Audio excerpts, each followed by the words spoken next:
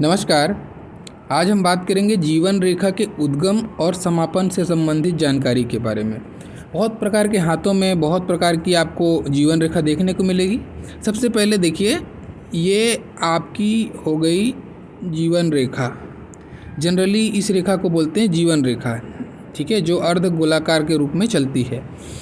तो सबसे पहले हमको जानना चाहिए कि ये जीवन रेखा में हम देखते क्या क्या हैं, ठीक है ना।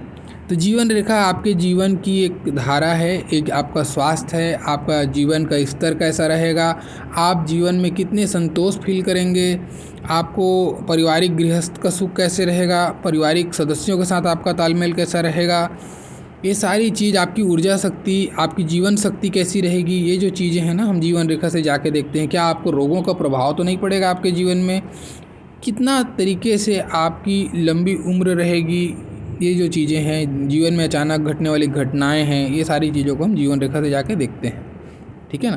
तो इसका जो फल है विशेष रूप से आप देखोगे, जनरली मैंने यहाँ पे घेरा है, आप देखना, मैं समझाने के लिए घेर रहा हूँ उसको।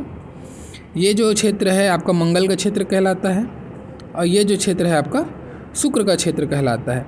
तो जीवन रेखा को आप देखेंगे कि ये दो मंगल और शुक्र को घेरती हुई चलती है।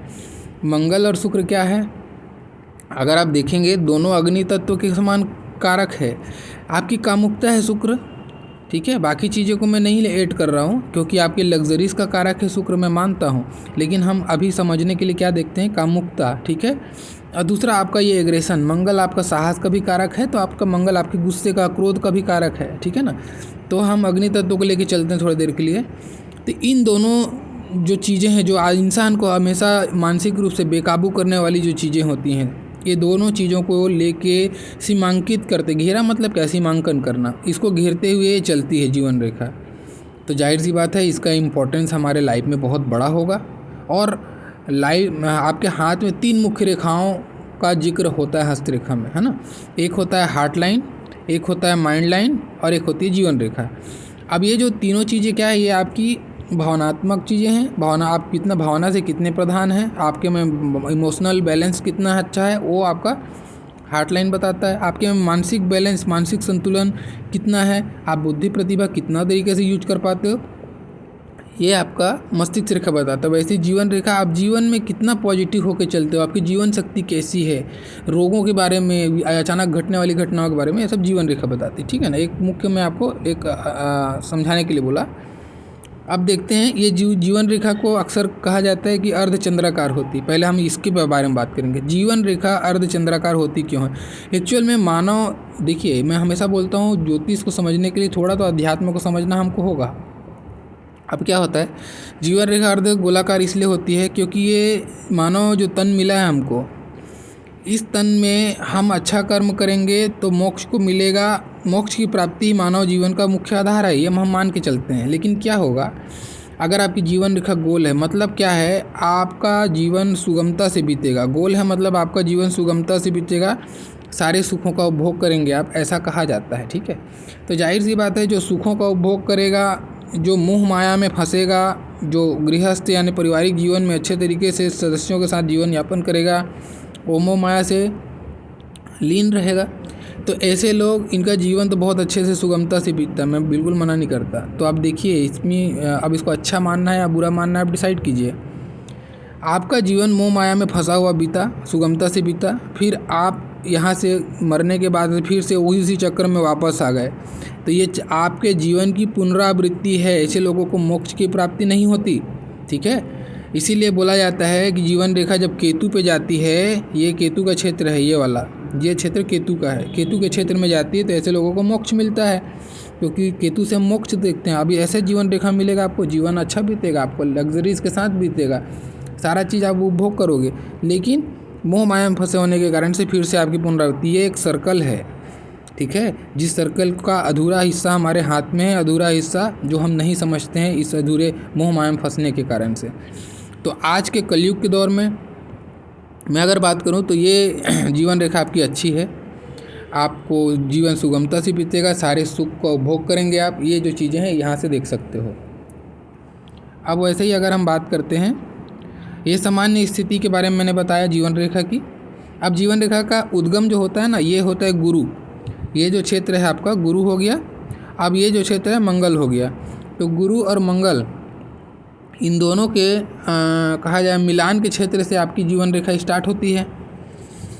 ठीक है, तो साहस और ज्ञान का समावेश लेकर आप जीवन में आते हैं, ये धरती पर आते हैं, और ज्ञान और समावेश से ही आपका जीवन का उद्गम होना चाहिए, ये हमारी सूचना है। ये हमको बताता है कि ज्ञान और साहस ये दोनों के बदौलत आप अपनी ज़िंदगी की शुरुआत कीजिए और अपनी लक्ष्यों को हासिल कीजिए, ये हमको जीवन रेखा बताती है। ठीक है ना। अब देखिए, ये आपकी गुरु जो है ना, आपकी इच्छा शक्ति भी है, आपकी महत्वाकांक्षा भी है। तो महत्वाकांक्षा की चाह में आपको जीवन आगे बढ़ाना चाहिए। ऐसा भी साहस के साथ में महत्वाकांक्षा की पूर्ति को आप प्राप्त करें, ऐसा भी ये सूचना आपको जीवन रेखा देती है। अब बात करता हूँ मैं आपको 1 by 1। ठीक है ना। ये सामान्य स्थिति जो मैंने बताया है।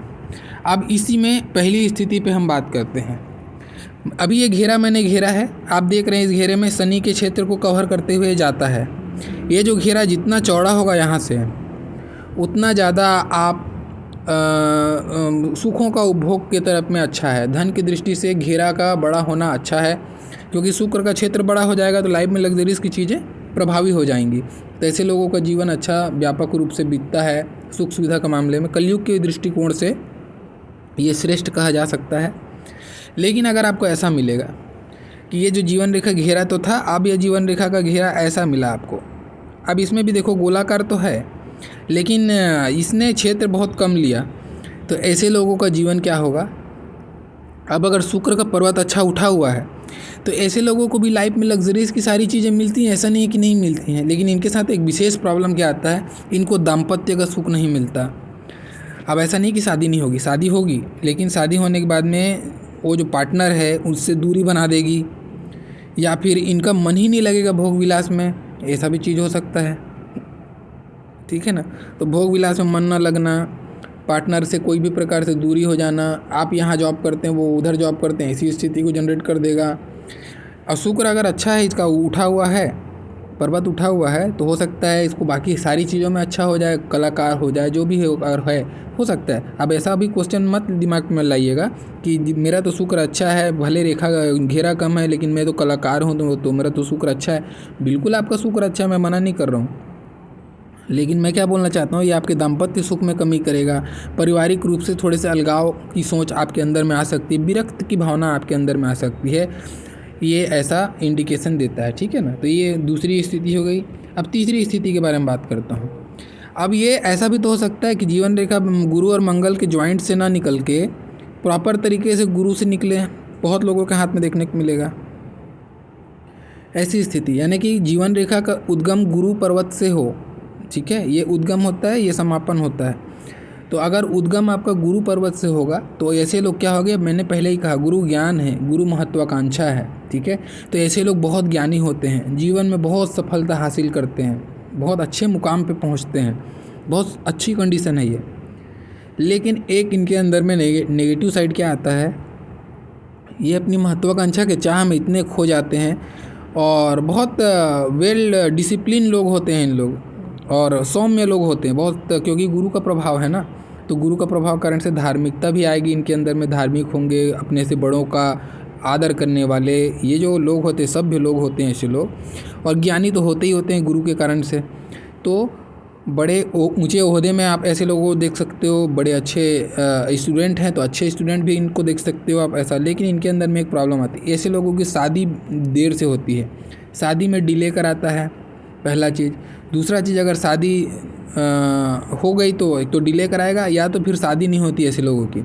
ऐसे लोगों को भी विवाह में प्रॉब्लम आता है कोई ना कोई प्रकार से। और शादी अगर हो भी गई, अगर ठीक है जल्दी भी हो गई, तो सुख में कमी करेगा, दाम्पत्य सुख में कमी करता है, या विवाह में डिले कराता है, या फिर विवाह नहीं भी कराता है, ऐसी स्थिति को बताता है। और साथ में क्योंकि बृहस्पति सुख संतान के भी कारक बनते हैं, है ना। तो ऐसे लोगों को संतान, शादी हो गया तो संतान होने में दिक्कत, ये जो चीज़ें हैं ऐसे लोगों के साथ बहुत होती हैं। तो ऐसे लोगों को एक विशेष सलाह मैं देता हूँ, कभी भी शादी आपकी हो गई, एक तो वैसे भी आप डिले में शादी करोगे, और जैसे शादी हो भी गई आपकी, तो आप संतान लेने में बिल्कुल डिले मत कीजिए, नहीं तो ये आपको संतान फिर नहीं देगा। ठीक है, ऐसे लोगों को संतान तुरंत लेना चाहिए। डिले नहीं करना चाहिए। आज के जो दौर है मॉडर्न युग में नहीं आना चाहिए ऐसे लोगों को, बहुत प्रॉब्लम होगा नहीं तो संतान को लेके ऐसे लोगों को, ठीक है। तो ये ऐसी स्थिति जनरेट करती है।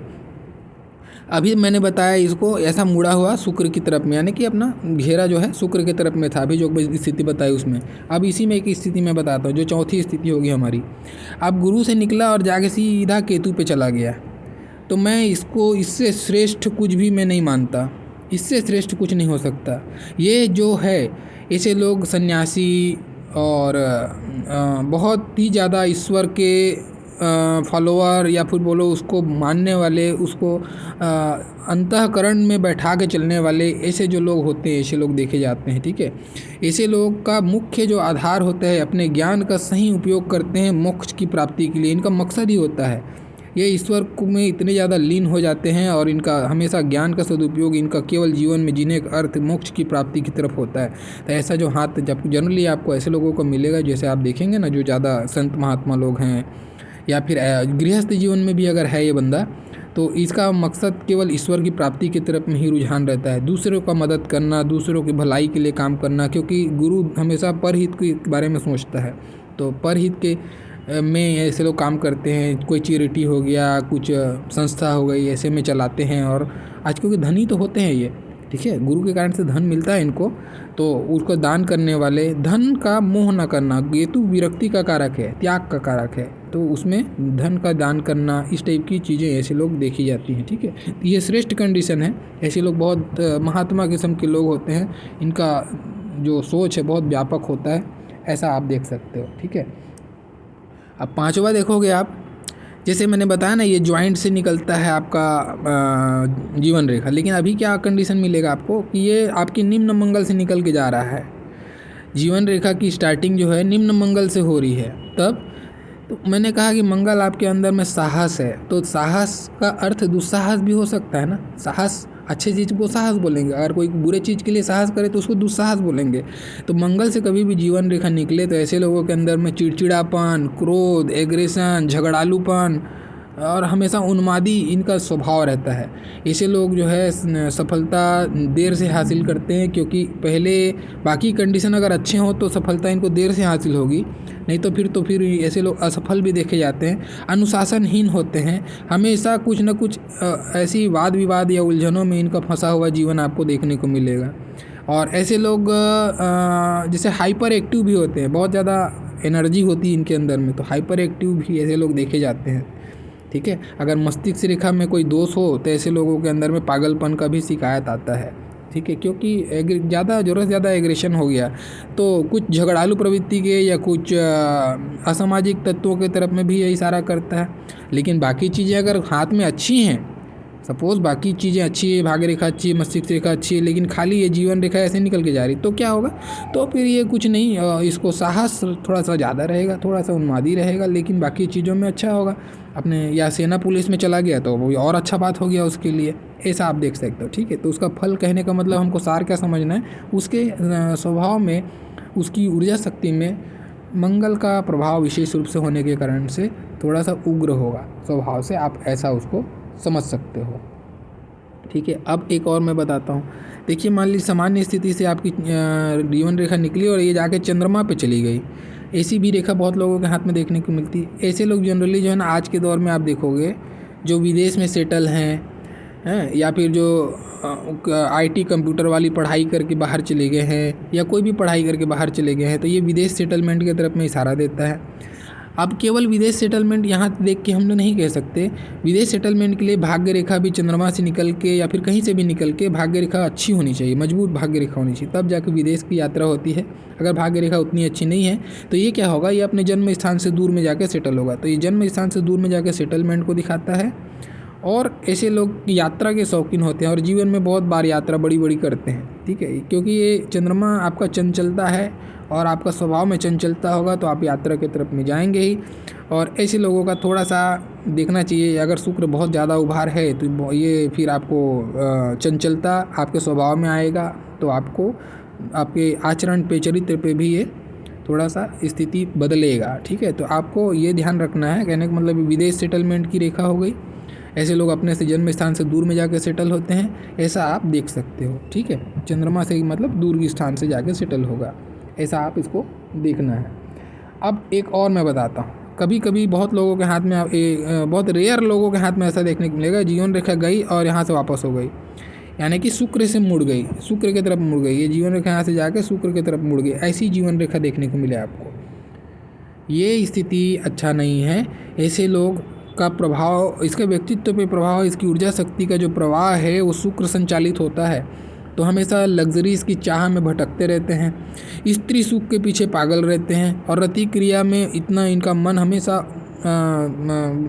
लगा रहता है। इसके कारण ऐसे लोगों को हमेशा विपरीत लिंग की तरफ से बचाव करना चाहिए, क्योंकि इनके जीवन में विपरीत लिंग का आकर्षण बहुत ज़्यादा होता है, बहुत बार ऐसी फ्रीक्वेंसी बनी रहती है इनके साथ में। ठीक है, तो ऐसे लोगों को मैं सफल होते नहीं देखा हूँ, हमेशा कुछ न कुछ लास्ट समय में जाके शुक्र से संबंधित रोग से पीड़ित रहते हैं, ऊर्जा शक्ति की कमी होती है, शरीर में वो एनर्जी होनी चाहिए, वो एनर्जी नहीं रहती, रोगों का, व्याधि का खतरा इनको बना रहता है, क्योंकि ये अपनी अर्ली जवानी की एज में अपने शरीर का ज़्यादा इस्तेमाल अपनी इंद्रियों को सुख देने में करते हैं, ये स्त्री सुख की तरफ आसक्त होते हैं ऐसे लोग। ठीक है, तो ये थोड़ा सा प्रॉब्लम है, ऐसी रेखा अच्छी नहीं मानी जाएगी, शुक्र की तरफ में कभी भी जाना अच्छा नहीं है। लग्जरीज की दृष्टि से अगर आप बात करोगे तो लग्जरीज मिलती हैं ऐसे लोगों को, या फिर बोलो ये अपना पैसा लग्जरी में ही खर्चा करते हैं, सेविंग में खर्चा नहीं करते, दोनों ही दृष्टिकोण से आप देख सकते हो। तो हम केवल उसके सार पे बात कर रहे हैं, ये लग्जरीज के पीछे भागने वाले लोग देखे जाते हैं। ठीक है, अब एक और रेखा जो शुक्र से बात आ गई तो शुक्र बताता हूँ। ये जो सामान्य जीवन रेखा मैंने कहा कि ऐसी घेरती हुई चलती है, ठीक है ना।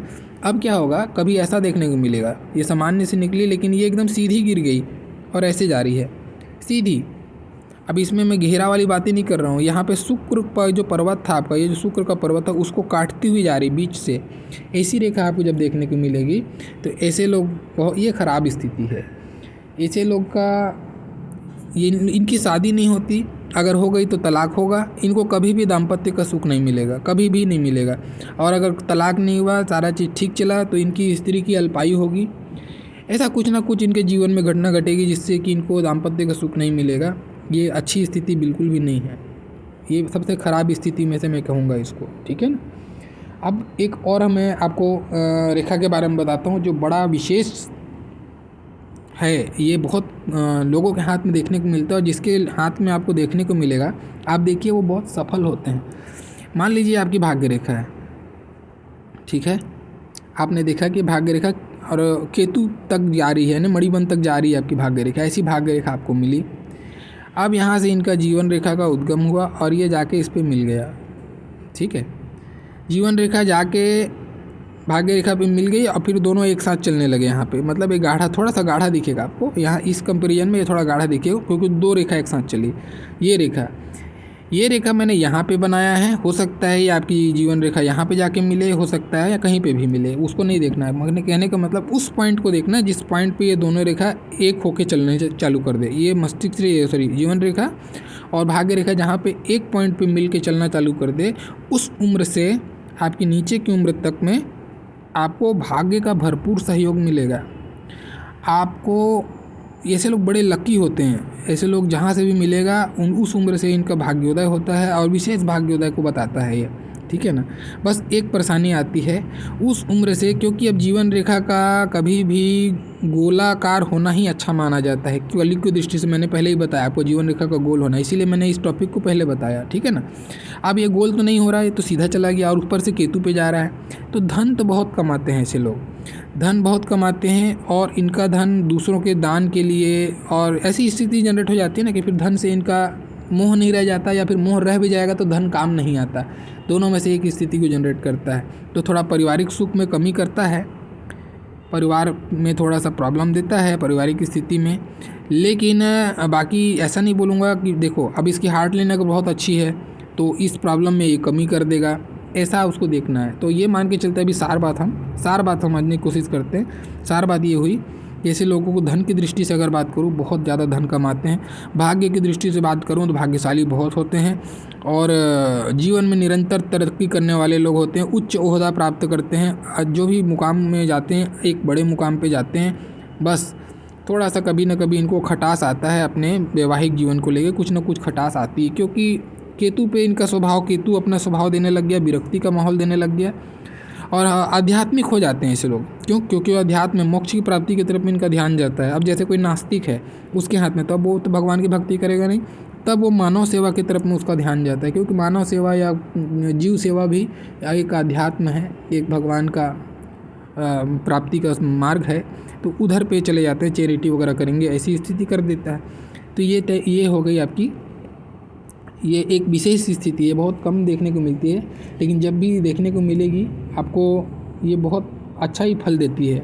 ठीक है, अब कभी कभी आपको देखने को मिलेगा, जैसे मान लीजिए आपकी जीवन रेखा ऐसी है, ठीक है, लेकिन उस पर एक ब्रांच इधर चली गई, वो भी दोनों ब्रांच की अगर मोटाई देखूं तो मैं बराबर है, मैं थोड़ा सा यहाँ पे आप ये मत देखना बाहर निकल गया, आपको ये समझना है कि एक ब्रांच इधर गया, एक ब्रांच इधर गया। तो ऐसे लोग फिर क्या होता है, ऐसे लोग विदेश में जाते हैं या अपने जन्म स्थान से दूर में जाते हैं, वहाँ काफ़ी लंबा समय बिताते हैं, अर्निंग करते हैं, फिर वहाँ से लौट के अपने वतन पे आ जाते हैं। आप ऐसे इसको देख सकते हो। हालांकि अभी इस टॉपिक को मैं आगे नहीं छोड़ूंगा, इसमें हम विशेष एक अलग वीडियो बनाएंगे, ब्रांचिंग पे अलग वीडियो बनाएंगे। आज को मेन जो कंसर्न था, मैं आपको यही बताना चाहता था कि जीवन रेखा का उद्गम और समापन हम पहले ये समझते हैं, उसके बाद में बाकी चीज़ों को समझेंगे। अब लास्ट एक जो बच गया पॉइंट, उसमें मैं बताते जाता हूँ आपको। अब आप देखोगे कभी कभी ना आपकी जीवन रेखा ऐसी आनी चाहिए तो ठीक है, लेकिन किसी की जीवन रेखा आपको ऐसे मिलेगी, उसके बाद ऐसे, मतलब यहाँ से यहाँ तक सीधा, उसके बाद गोलाई, यहाँ से यहाँ तक सीधा, उसके बाद गोलाई।